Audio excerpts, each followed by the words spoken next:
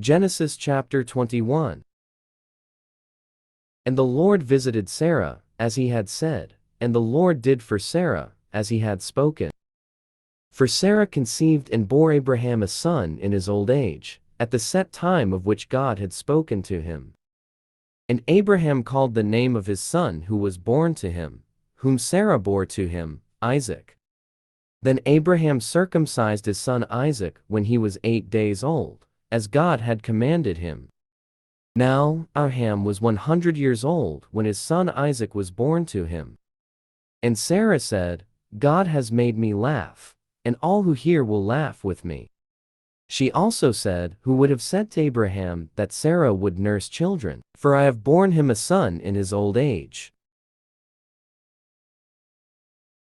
So the child grew and was weaned, and Abraham made a great feast on the same day that Isaac was weaned.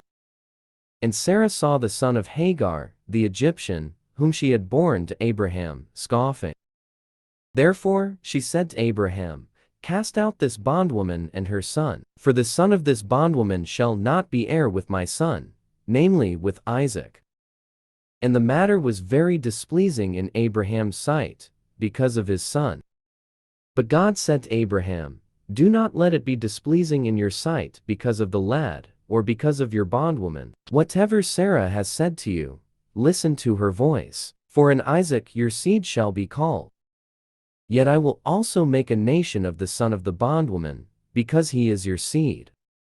So Abraham rose early in the morning, and took bread and a skin of water, and putting it on her shoulder, he gave it and the boy to Hagar, and sent her away. Then she departed, and wandered in the wilderness of Beersheba. And the water in the skin was used up, and she placed the boy under one of the shrubs.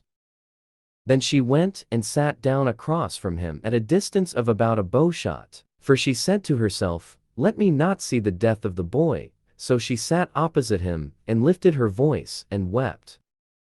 And God heard the voice of the lad. Then the angel of God called to Hagar out of heaven, and said to her, What ails you, Hagar? Fear not, for God has heard the voice of the lad where he is.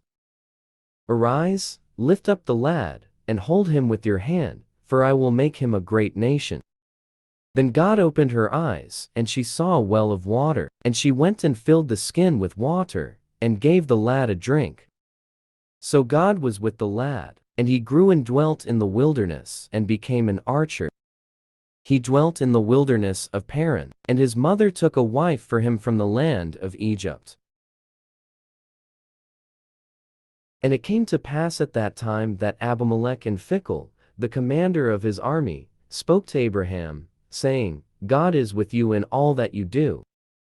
Now therefore, swear to me by God, that you will not deal falsely with me, with my offspring, or with my posterity, but that, according to the kindness that I have done to you, you will do to me, and to the land in which you have dwelt. And Abraham said, I will swear. Then Abraham rebuked Abimelech because of a well of water which Abimelech's servants had seized. So Abraham took sheep and oxen and gave them to Abimelech, and the two of them made a covenant, and Abraham set 7 ewe lambs of the flock by themselves. Then Abimelech asked Abraham, What is the meaning of these 7 ewe lambs which you have set by themselves? And he said, You will take these 7 ewe lambs from my hand, that they may be my witness that I have dug this well. Therefore he called that place Beersheba, because the two of them swore an oath there. Thus they made a covenant at Beersheba. So Abimelech rose with Phicol, the commander of his army, and they returned to the land of the Philistines. Then Abraham planted a tamarisk tree in Beersheba, and there called on the name of the Lord, the everlasting God. And Abraham stayed in the land of the Philistines many days.